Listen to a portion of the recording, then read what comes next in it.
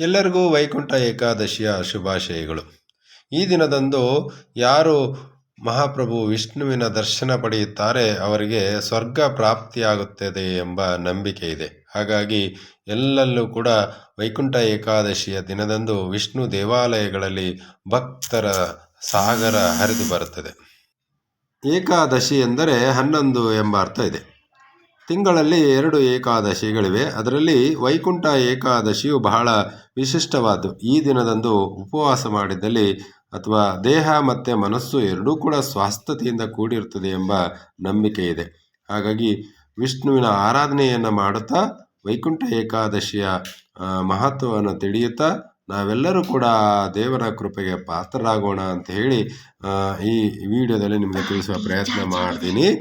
ಹಾಗೆ ನೀವು ಕೂಡ ಆ ದೇವಾಲಯಗಳಿಗೆ ಭೇಟಿ ನೀಡಿ ವಿಷ್ಣುವಿನ ಮಹಾಕೃಪೆಗೆ ಪಾತ್ರರಾಗಿ ಅಂತ ಹೇಳಿ ವೈಕುಂಠ ಏಕಾದಶಿಯ ದಿನದಂದು ಸ್ವರ್ಗದ ಬಾಗಿಲು ತೆರೆದಿರುತ್ತೆ ಎಂಬ ನಂಬಿಕೆ ಇದೆ.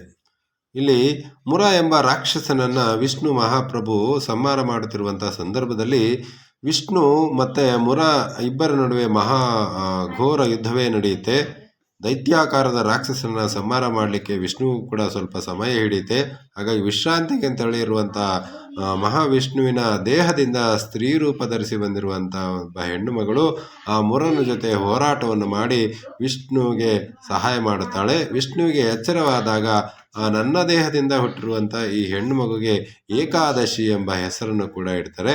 ಹಾಗಾಗಿ ಯಾಕೆ ಏನು ವರ ಬೇಕು ಅಂತ ಕೇಳಿಕೊಂಡಾಗ ಆಕೆಯು ಇವತ್ತು ಯಾರು ನಿನ್ನ ದರ್ಶನವನ್ನು ಪಡೆಯುತ್ತಾರೆ ಅವರೆಲ್ಲರೂ ಕೂಡ ಸ್ವರ್ಗದ ಬಾಗಿಲು ತೆರೆಯಲಿ ಎಂಬ ಬೇಡಿಕೆಯನ್ನು ಇಟ್ಟಾಗ ವಿಷ್ಣು ಮಹಾಪ್ರಭು ತಥಾಸ್ತು ಎಂದು ಹೇಳುವಂಥ ನಂಬಿಕೆ ಉಂಟು. ಹಾಗಾಗಿ ನಾವೆಲ್ಲರೂ ಕೂಡ ವಿಷ್ಣುವಿನ ಪ್ರಸಾದವನ್ನು ಪಡೆಯೋಣ ಅಂತ ಹೇಳ್ತಾ